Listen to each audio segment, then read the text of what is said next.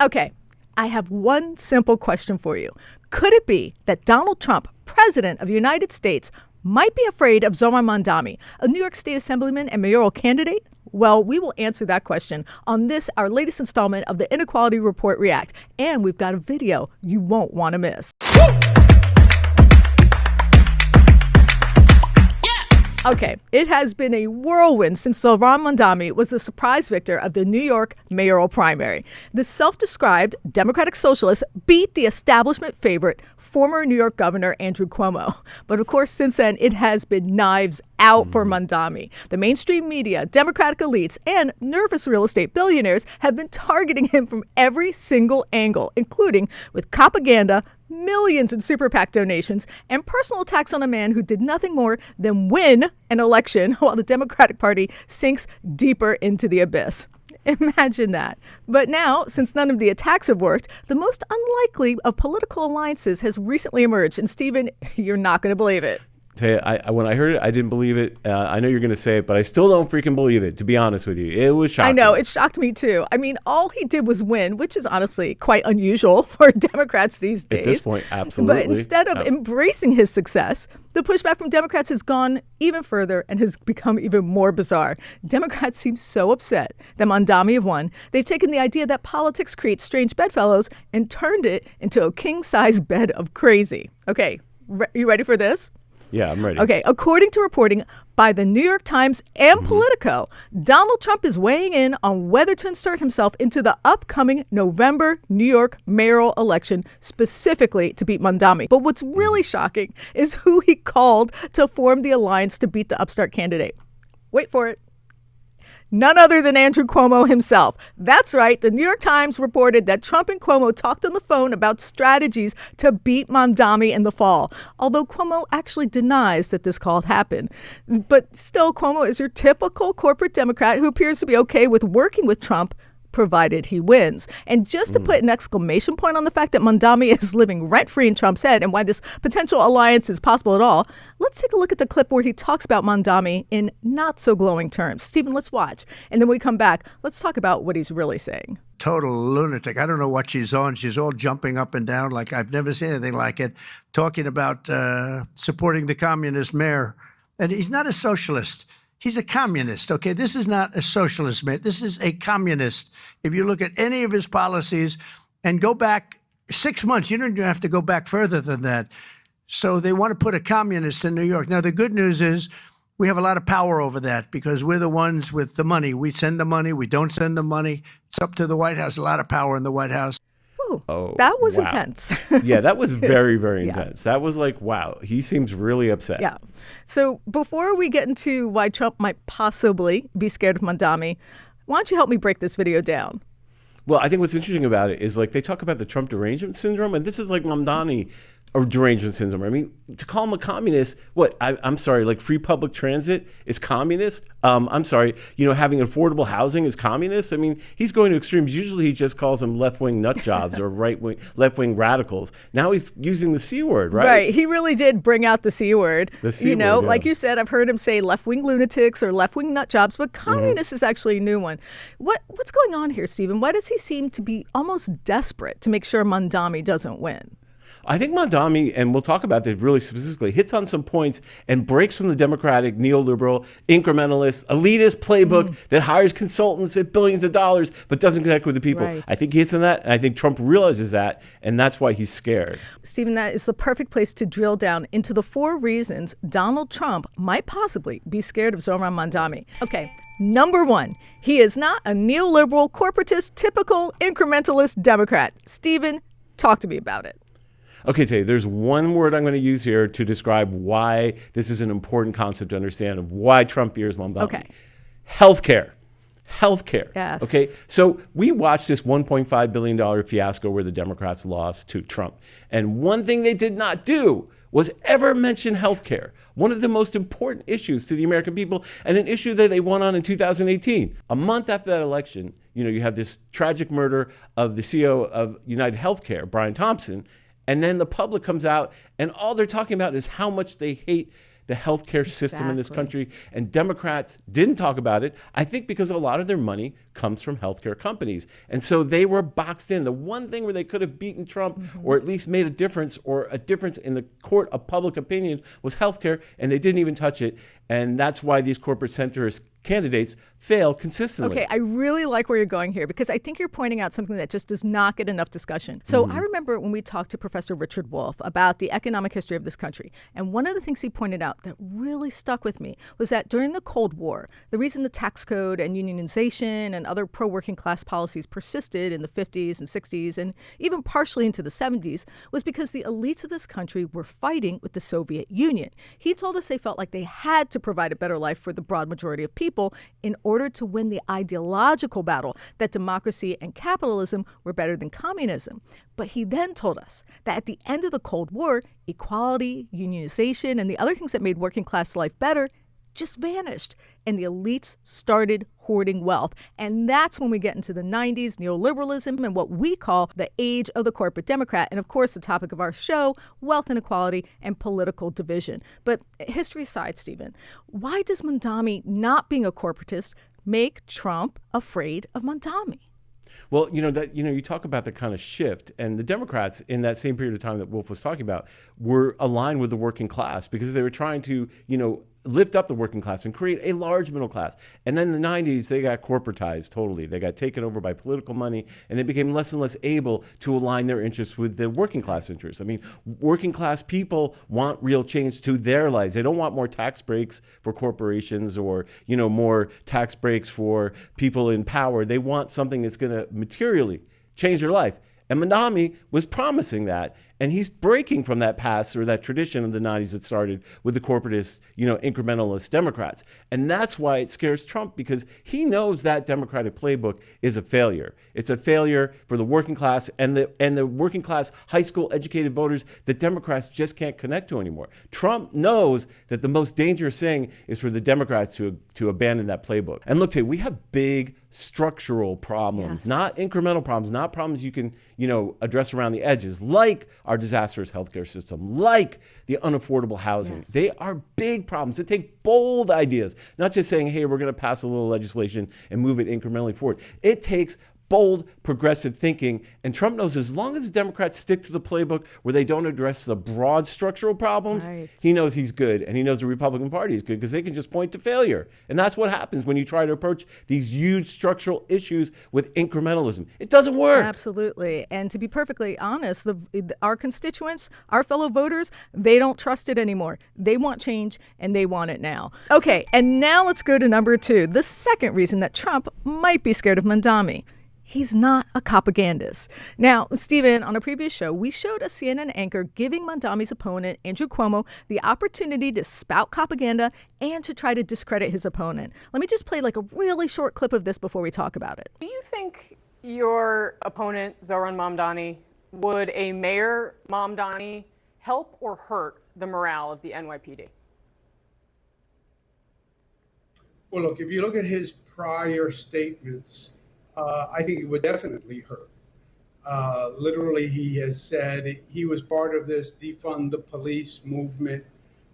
He has said that the police are a threat to public safety, that they are racists, that he would dismantle the police department. Okay, now I get propaganda. That is a good card to play against Zohran. But why do you think it concerns Trump that Mamdani is not doubling down on policing? I mean, Trump is using the National Guard to allegedly fight crime in blue cities that he has categorized as hellholes. And just as a little side note, we both went to interview the National Guard in D.C. with, I would say, minimal results. Yeah, but the point is, Trump is trotting out the old playbook that Democrats are soft on crime. But why does Mamdani's promise to use social programs and community intervention programs scare him? Well, the thing is that what we have learned in blue cities and reporters who have covered this closely is that policing doesn't work. I mean, policing might be one part or one component of trying to fight crime, but if you don't double down on social programs, which is what a lot of cities have done that have been successful, you're not going to lower crime. So what Trump actually does is he exploits this idea, this lack of like vision in the Democratic Party. Because really, truthfully, as you know, Taya, and you're going to talk about, like the Democrats really tripled down on policing in Baltimore until they didn't. And it's an important thing because Trump has them there. You know, they pick the wrong policy and then he throws it back in their face. If Mamdani says, hey, I'm going to invest in social programs to reduce crime, he's got a more winning formula, and it also cancels out the whole idea that you're either for or against police. Stephen, I'm so glad you mentioned Baltimore because I have personally lived through all the different strategies they've tried with the Baltimore City Police Department. And just for the record, we have had historic drops in crime while our police department has also had historic drops in staffing. I mean, there's some estimates that say our department is short between 500 to 1,000 officers, which is literally a third of the force. Strangely enough, crime has dropped precipitously. But to your point, the Democrats have wrongly backed policing. I mean, it's just so ironic. I mean, here in Baltimore, we had zero tolerance policing that led to 100,000 people arrested every year for nearly a decade. And crime, and in particular the homicide rate, didn't go down until they stopped doing that. So honestly, the Democrats look bad both ways. And so as long as they keep on trying to out-police Trump, I think they're going to look pretty bad. So it's pretty smart for Mamdani not to fall into that trap. Yeah, well, that's the thing. It is a trap. It is a trap because you have like two sort of visions, right? What can the Democrats say in opposition of Trump's idea of putting National Guard and bringing in all sorts of law enforcement? They can't say anything because they've embraced the same sort of tactics with unconstitutional and authoritarian policing that we wrote about, you know, in democratic cities. But if you come with a different playbook and you say, you know what, policing is fine, but really what's important is improving people's lives, having social programs,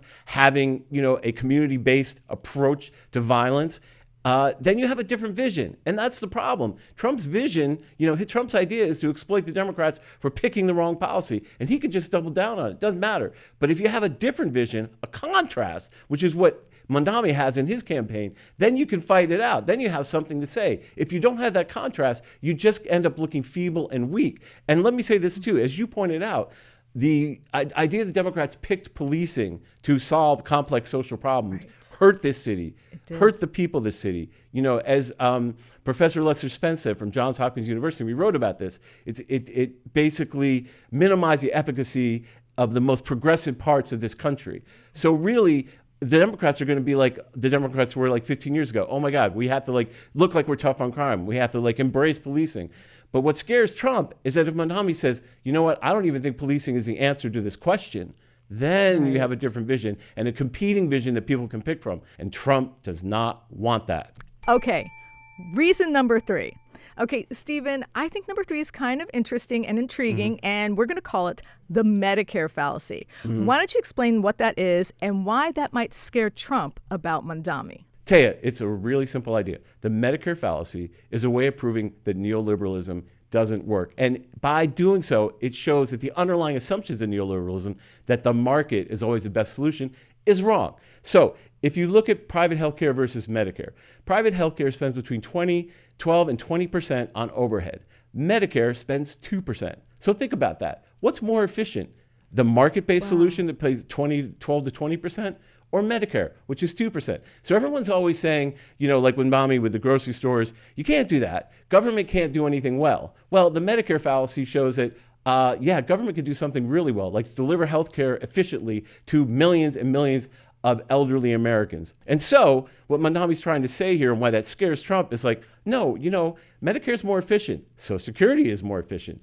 We're not going to like give our 401ks over to like private equity. He's going to interrupt the whole idea that government should be profitable, or the only way government can solve problems is by monetizing them. And I think that's why we call it the Medicare fallacy, because you just look at Medicare and it's much more efficient, much more cost effective, and benefits more people. So it just, I think by him embracing some of these ideas that aren't exactly Medicare, but ancillary to that, is something that Trump fears, because if Democrats start making government work, that's really going to be a problem for the Republicans. You know, Stephen, I think you touched on something so important there, because fundamentally the message that we're getting from the Republican Party is that government can't do anything right, which is sort of ironic that would be coming from people who are in government. But I've seen government get things right, and I've seen them get them right effectively. I get water, I get electricity, I have roads I can drive on, I have a public library I can go to, I get mail. Yeah. There are things the government can do right, and it doesn't necessarily have to be a for-profit, which I think explains why, it might be worthy to consider whether or not Mamdani should have the city investing into a grocery store. It's a good question.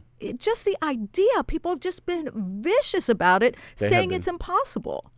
Yeah, no, I mean, this is one of the ideas he's been attacked on the most, is this idea that you can't run a grocery store. But I think it's oversimplification. I think what he's trying to say is we have a complex social problem. People can't afford to live. How are we going to attack it?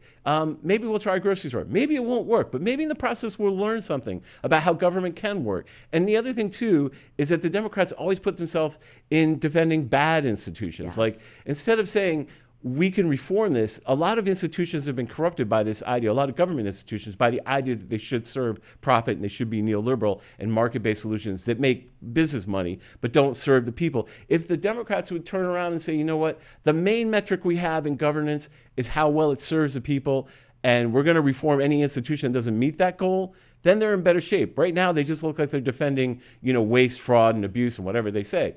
And that's because they have embraced neoliberalism and, as you were saying, public-private partnerships and things like that. Reason number 4. Okay, now the fourth reason that I see Trump might be afraid of Mamdani, I mean, it almost sounds silly when I say it, but it actually might be one of the most important. Okay, here goes. People like him.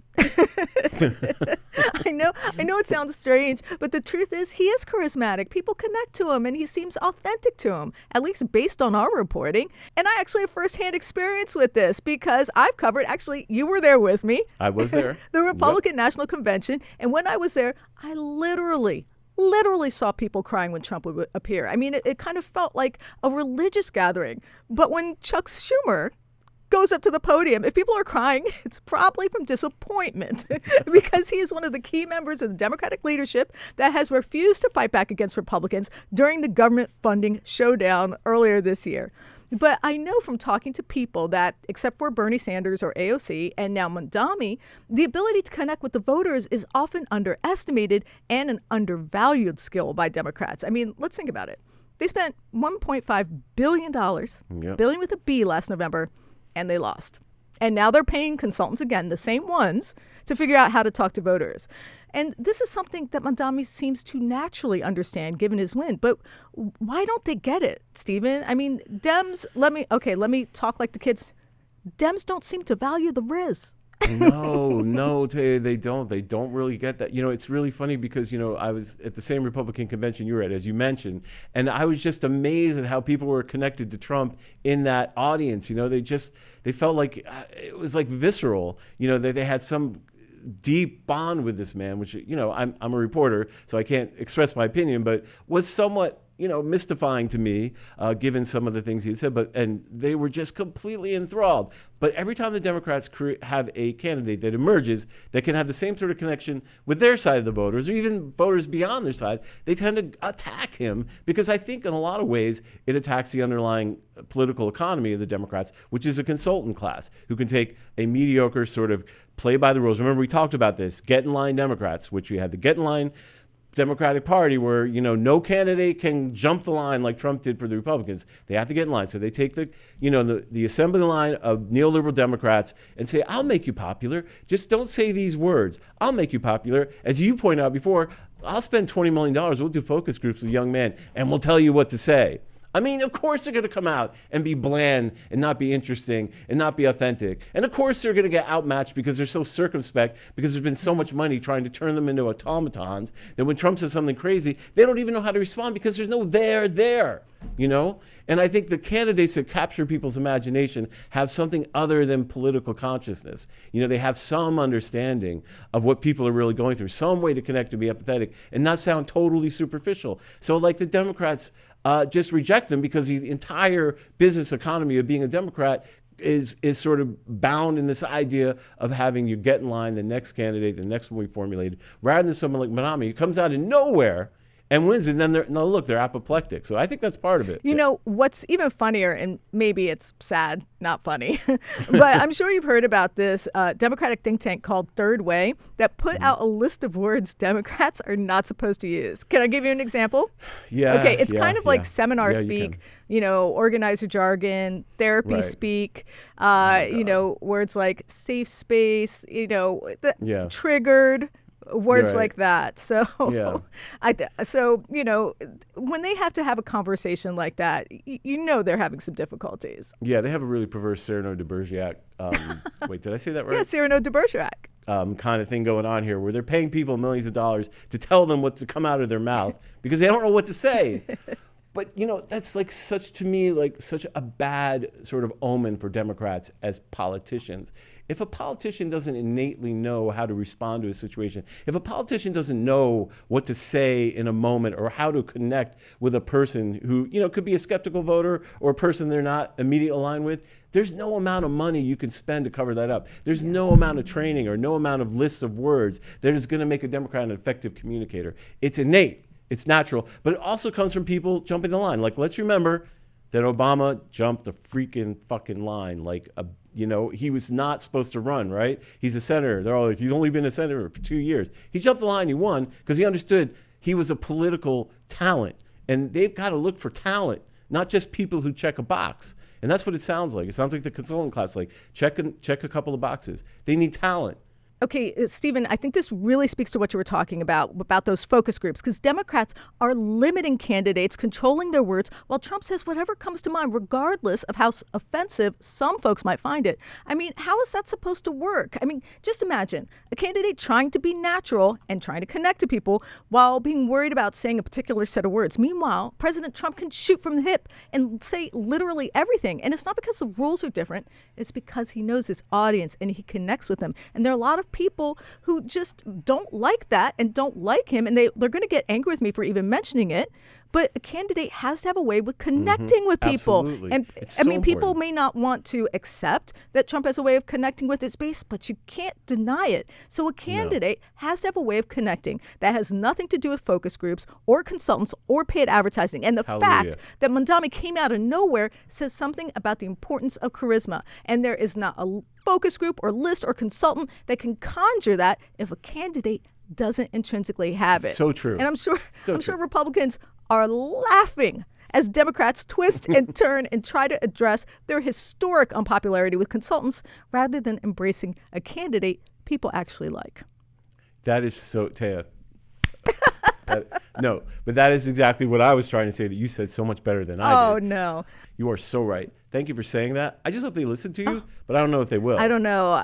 There are a lot of young folks, and I've heard this from them. They feel like it's a gerontocracy. Oh, my God, You yeah. know. And I think Mamdani is an expression of that because he's, 32, 31 years old. He's a very young man, and I think the average age in the Senate, the median age is 64. So I wouldn't be surprised if it's higher, but I'll take your word for it. it was something that I was reading. I was astounded. It's like an assisted living facility.